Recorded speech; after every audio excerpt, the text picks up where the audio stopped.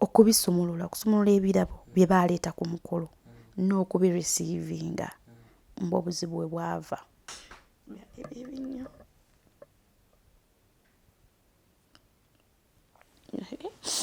Nebaza Katonda nti nakomawo. Kale omukutu cruise exclusive kosinzidde okubeera nga ate otulabira weewale nnyo okubeera nga ate otwekuumirako yensonga lwaki naffe tujasigala nga ate tukuweereza bulungi nnyo. Tuli proudly powered by Marus Bridals. Bano basanga bali ku Anet Plaza batuusa gomesi ez'omulembe emishanana egy'omulembe.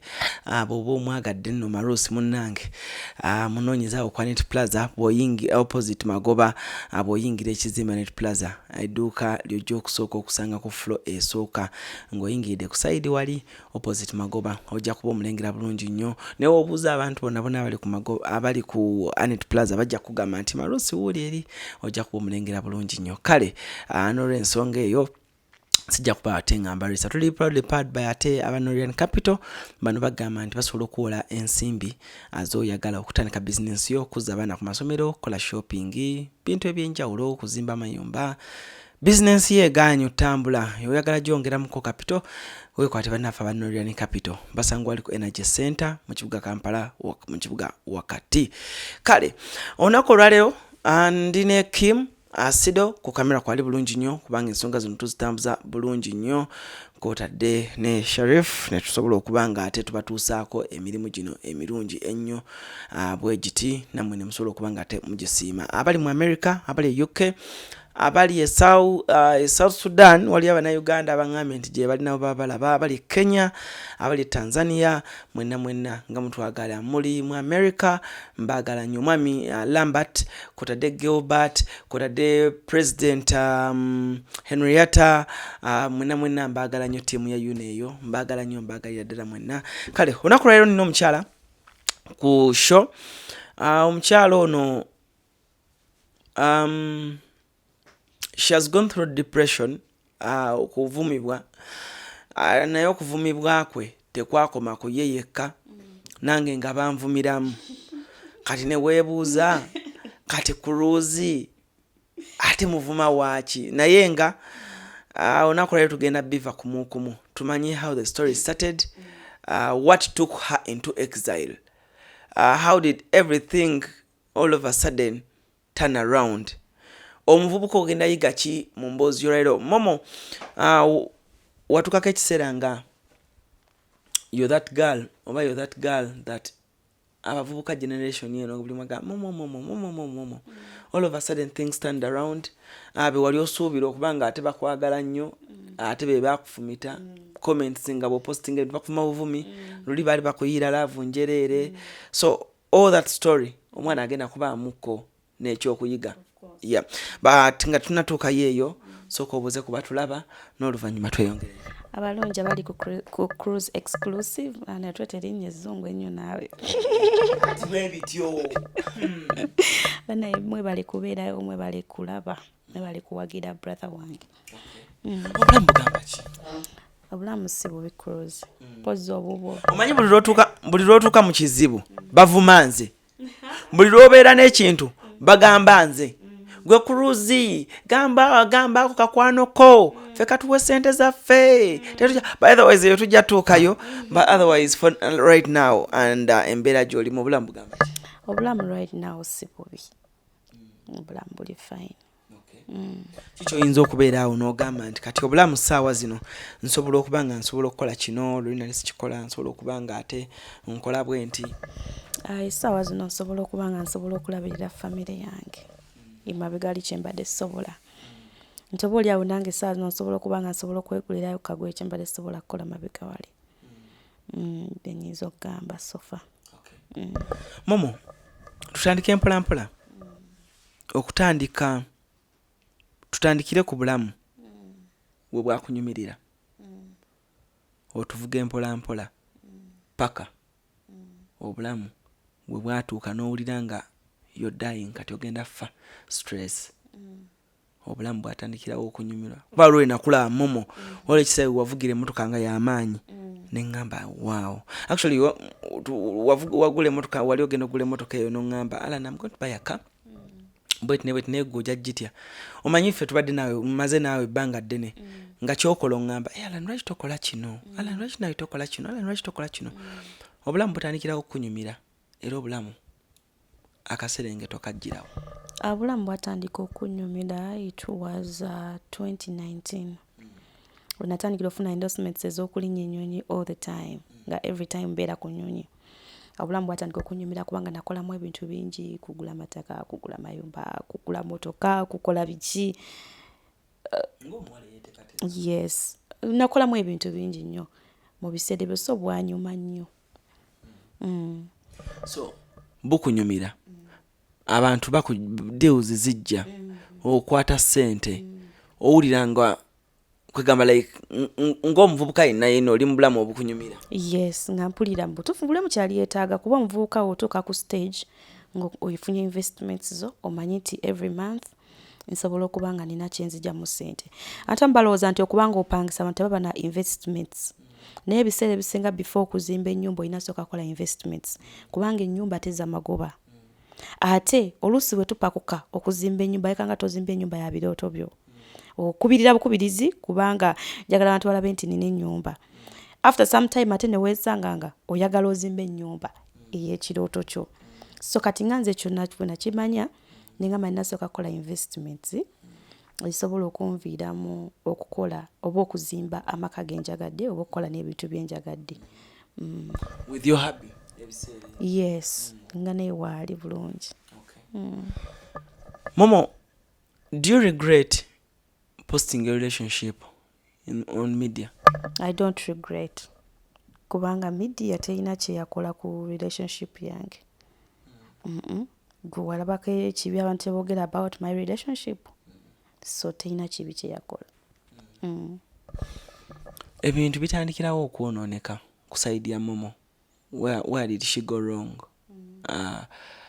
Buli kimu yes, bantu bakiwulira, but briefly bawe story omuvubuka gy'agenda okuyiga olunaku olwaleero. Ebintu bitandikirawo okwonoonekera, and where do you start losing some of your properties? Ebintu bitandika okuyonooneka zaali ng'ennaku z'omwezi January 2021. Yes, 2021 ebintu bitandika okwonooneka. Aye ebintu byatandikira mu mirimu. Byatandikira mu mirimu. Byasooka kuva mu mirimu. Omuntu gwe tatuwadde passport z'abaana ne ssente bwe yabibba nadduka. Kyokka ekisinga okusesa omuntu oyo era naye yali mukwano gwa boosi wange nga bwe nnaaba nti ndi mukwano gwo nnyo nga kimanyi nti Alan tasobola kunkola kibi. Abalabe gwe baakozesa ne bamuwa ssente n'abba ssente z'abaana n'adduka nazo ne passport z'abaana n'adduka nazo. Olwo lwe tufuna amawulire nga passport z'abaana ali azirwisizzaayoko. Tandika okwebuuza abaana luli visa twateekangayo ng'emala weeks 2 oba emala mwezi eruddeyo. Abaana balinze omwezi guweddeko, omwezi ogwokubiri tukandowooza omusajja nti bannange mbiriko. Yatufulumizaako ndowooza visa zaalinga 10 oba 20 ekinene nnyo. Kaakati nga tandika otugamba mulindeeko ebintu byakyusemu ebintu bwe bityo. Tetwasooka ffe kumanya kigenda maaso. Notaatira abaana bagamba naye bannange visa ziri ku ki? Awo we tutandika okunafu okuteekamu ennyo amaanyi. Tugamba ne visa tusobola kumala myezi 3 tinafuluma. Kiki ekigenda maaso? Maama okunoonyeza nga omusajja yadduka dda nga tatulinako. Nga ne passport yali yadduka nazo. Naye mu bufunze teyadduka nti azitutte, yali yalina we yazisuula n'azirekawo n'ateekako emisinde. Ne tubiyingizaamu poliisi awo ne batuyambako ne kampani abantu be yali akola nabo be bamu ku abasidinga with us ne batubuulira sajja yadduka passport yazisuula. Olwo nga tutaddemu poliisi ne batwala ewali passport z'abaana ne tuzipikingayo. Of course Central Nayo tuyinza zijja kubanga yali adduse. Kaakati awo embeera batandikira jjukira abaana basasulanga ssente nnyingi. Tafunye visa. Ekirala alinze nnyo kusinziira ku bbanga lye wali wamuwa. Kati ng'onoonya excuse gy'ogenda okuwa omwana nga togiraba. Lwakuba abaana abamu nayogerako nabo. nze kenyini naddamu nensasulira abaana abamu visa nga nkozesa my own money nga nkozesezza omuntu omulala ndabe oba basobola okufuna era amu nayogeranga nabo ne mbuuza nkuwe passport yo oba nziremu nkugerezeeko oli nagamba omuddamu ongerezeeko ngira mbaga togenda kunnyongera ssente. I'm going to use my money. Are you willing to wait? Kusinzira ku bbanga lye baŋŋambye nti ye momo. Naye abasinga ekinyiiza nti ebbanga oyo omuntu lyali ampadde lyali lya mwezi abaana okufuna visa ezo. Naye abaana tebaalindanga mwezi kuggwaako.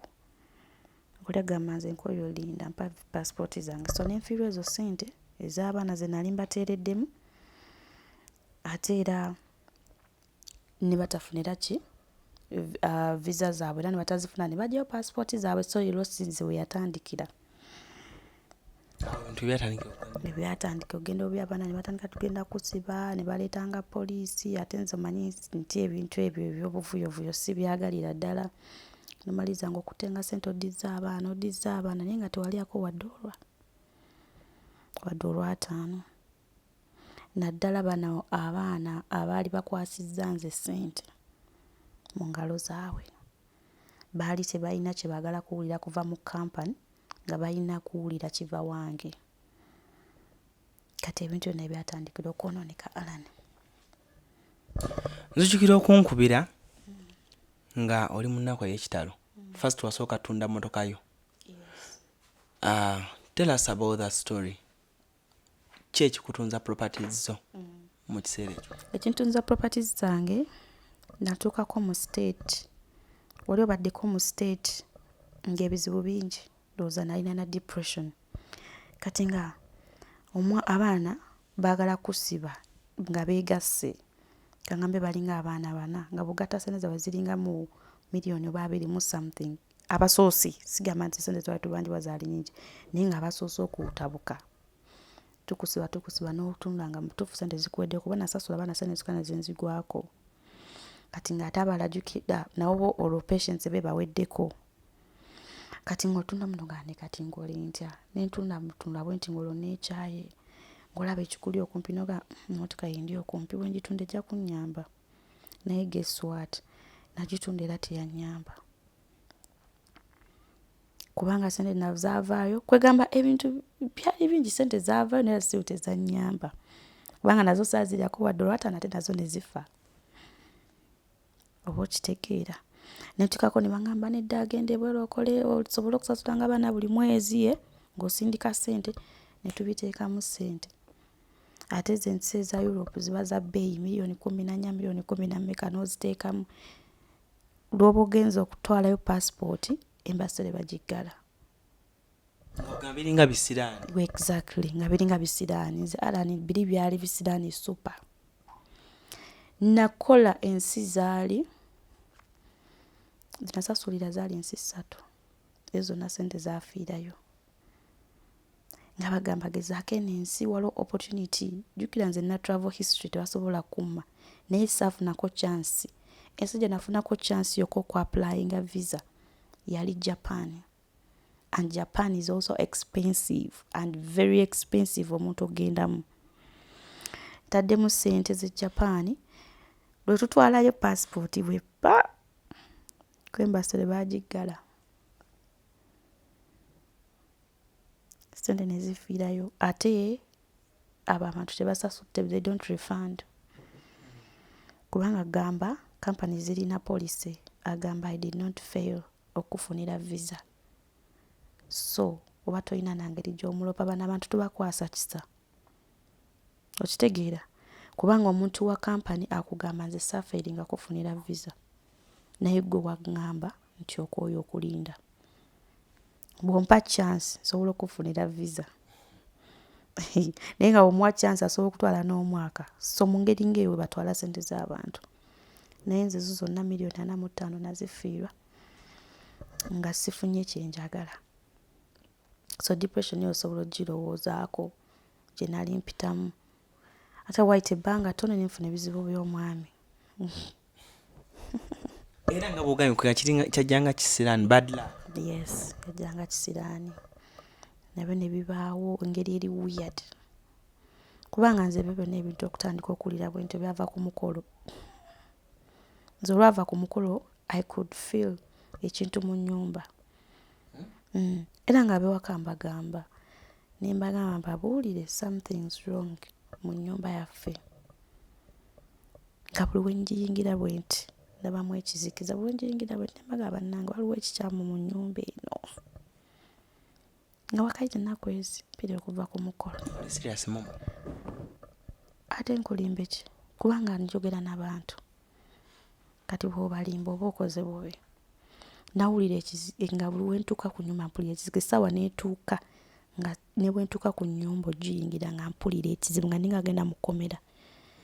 Nga atisiti ngamba kansigale ebweru, ng'olaba ebweru ewali emirembe. Nga mu nju tewali akugobyemu, tewali kintu kyonna, naye nga buli wengituukako bwenti. Ng'omutima gukola twa. Ng'olinga bw'onogamba nti ozizza omusango kati okomawo eka bagenda kukuba miggo. Kabwentyo bwendi.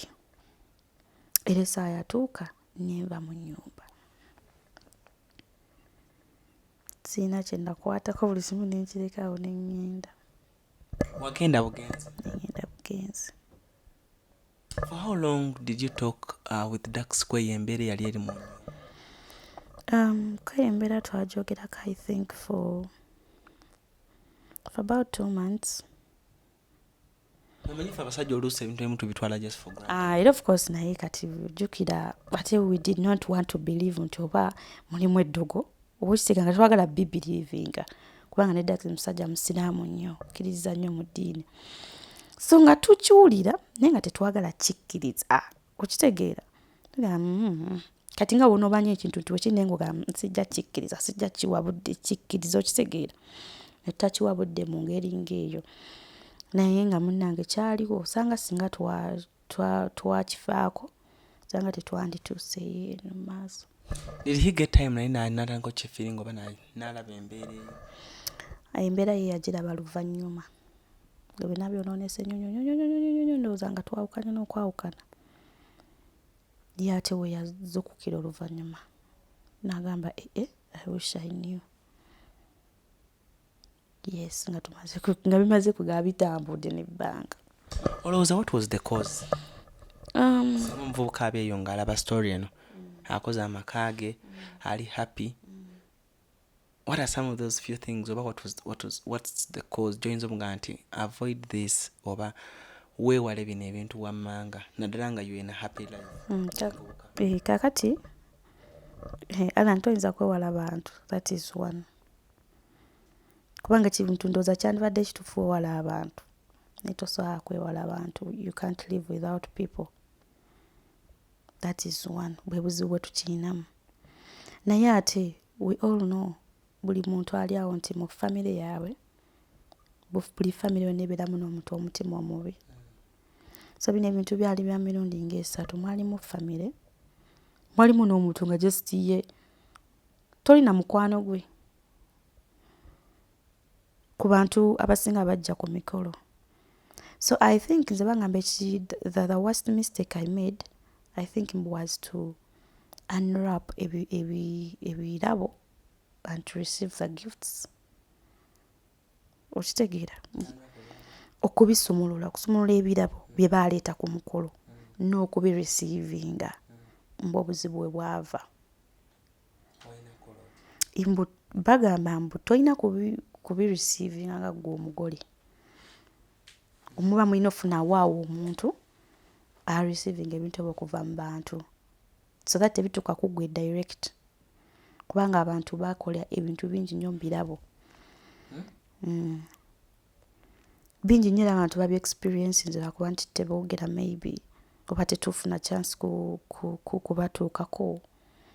Naye ng'ebirabo bibi nnyo era omuntu yenna akola omukolo, omuvubuka yenna bw'oba otegese omukolo gwo funa omuntu akwatira ebirabo.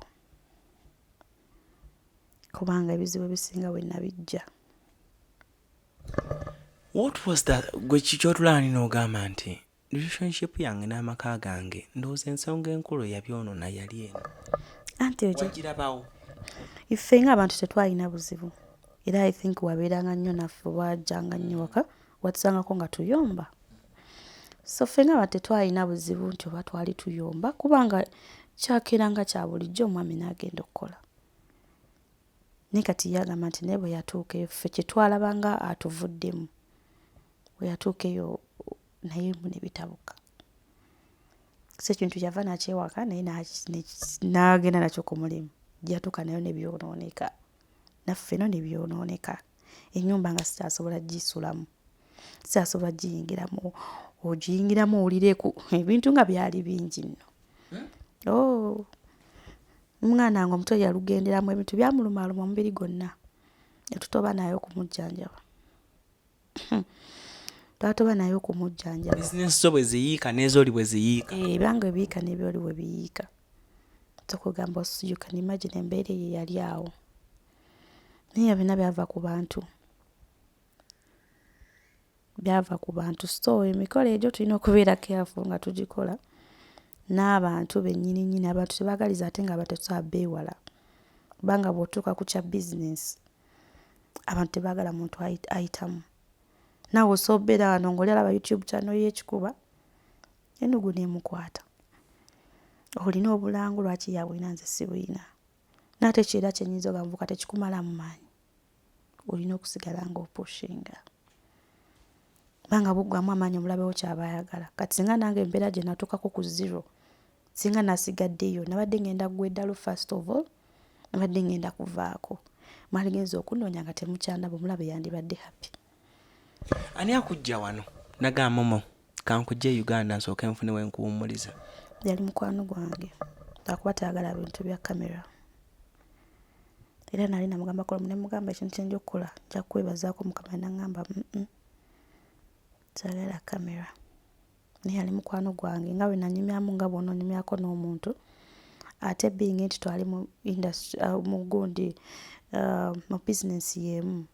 So yali asobola obitegeera ebintu bye nali mpitamu. So n'angamba omanyi you need okusooka ove Uganda because this is too much for you. Ate bidamaging obulamu bwo. So n'angamba okay. Nintambula neva naye ng'ennyumba kye yali enkola. Ekitabo kyali alane. Otuuka eyo gy'ogenze ogenze mu baani oba watandika bulamu bupya ye byali biti? Ntuuka eyo natambula ensi zaali nnyingiko. Kirungi nti nali ninako emikwano egyo maybe kangamba oba egyalinako ssente. Kati ng'abamu era abasinga nafunanga nnyumba. Kubanga abantu abasinga babeereye ebweru eyo mu Europe babeera ne kye bayita country home. Kati ng'oluusi omuntu omusanga ng'alina ewaka we n'agamba momo nalina gundi apartment gye nsasula mu nsi bw'eti genda owummuleko mu ngeri ng'eyo. So mu bulamu bwe nabeerangayo naye ne we nabeeranga mu nsi ezo I tried so much okulaba nga nfuna omulimu.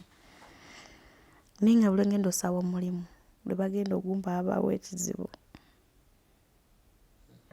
Even segenda ku total lockdown nga temukkirizibwa fuluma oba osanga osaba omulimu nga waafunye ekizibu eyo embeera yali enzise. Oli mu nsi terinayo muntu wo oliyo wekka olina okulya olina okunywa olina abantu e Uganda kuba mama ali mulwadde naye bw'olina okulabirira ate nga gwe breadwinner bonna batunuulidde ggwe. Ate by then mama nali saamugamba byonna bye nali mpitamu kubanga obulamu bwe butono nga bw'omanyi abazadde nga maybe osanga osobola n'okumugya mu nsi. So ebintu byonna nabimiranga ng'omuntu.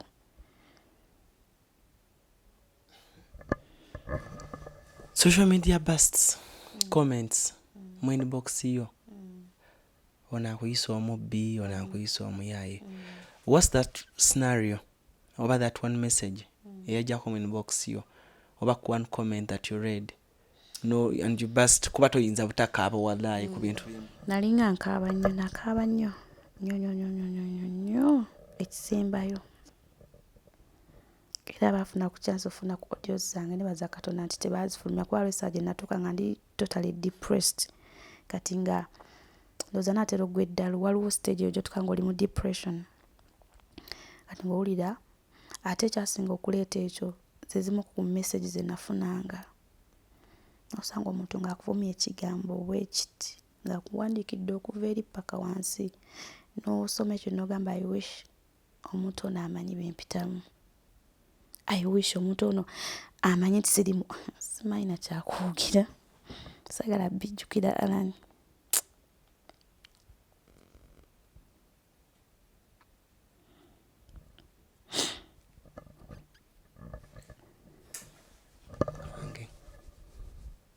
It's okay.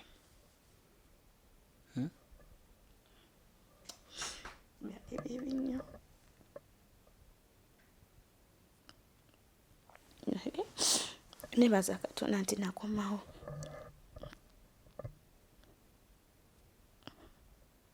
It's okay, Mama. It's okay. It's okay. Then chimanyi wali mugumu sekyo. Sorry, baby, I'm breaking her down.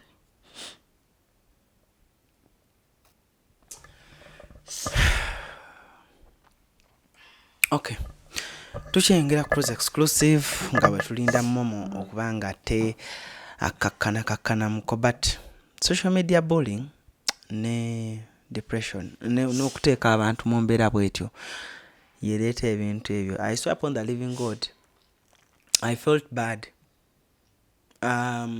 Abatulabidde ebbanga eddene kaabe even Zahara mukyala wange twali twakamiti nga namugamba ekintu kimugamba byonna gyonna emikwano osobola okungoba ku mikwano gyonna, but you can't chase me away from momo. Naye momo yali ayitamu ebyo ebintu walayi nga mpulira bibi. There's some situation gye nayitamuko ng'abantu banvuma. No one knows the real story, but I kept quiet because buli omu yanvuma even up to now. Buli omu akuvuma, buli omu ayogera kiki, buli omu akitwala ng'ekyokujeregerera. But she used to call me, Alan, ate ebiseera twali mu lockdown tosobola tambula kuta stress tosobola kola, but she used to call me ngamba Alan tofaayo, Alan guma. And when she was in that situation, I used to look for her, and the good thing was nti buli yakyusanga enamba at least ngampe ye number, so we would stay in contact. But tekyali kirungi because simubbi momo simufere bino sibyogera because she's my friend. Amali muyinza ogamba Alan wandiyogedde ki, but I know her. No one wants to destroy her over his name. I know how we started. Nga twesuubiza the day we went to shooting a promo yaffe tuliko nga tugenze ku beach. Then I remember was someone abamu ku be twali nabo n'alyoka ngamba nti oyo mvubuka musiiwuufu tasobola kukola ku TV, ani agenda omuwa TV. And I remember you putting me aside. Nunga Alan mpulidde ekintu kye bakwogeddeko, but kinnumye, but believe me bwe bakugoba nange ngenda sigenda twala mulimu. Nonyimirirawo mu mbeera nga tusaba omulimu because buba bosses ebiseera bali balabanga yes muwala mulungi ayambala bulungi ebiseera bisayina ssente, but you always told me, even one day wayimira maaso ga boss n'omugamba bw'ogaana Alan okukola nange ngenda. Awo momo we nalabira omukwano, and you were serious. Omusajja n'akugamba, I remember omuntu ava ku show, omusajja n'akugamba mukoze show nungi, celebrating a birthday ku ffe tuliko ne tuvaayo. I don't know if you remember that day. Omusajja n'agamba one of our boss n'agamba ono omuvubuka ono ennyambala ye tenkuba, muwadde weeks 2 bw'atakyusa nnyambala ye ngenda mugoba. Then you stood in front of him n'omugamba tayambala bw'atyo because ayagala, but tayina ssente. But I'm asking kino nkyogera omugamba nti but bw'ogoba Alan ngenda genda. And I remember you telling him if it wasn't Alan, salize ku BBS. So man, you're my friend. You're my friend. Nti kyonna kyonna kisobola okubaawo but sobola kuvaamu. Bino mbyogerera wano because Momo, we know where I came from.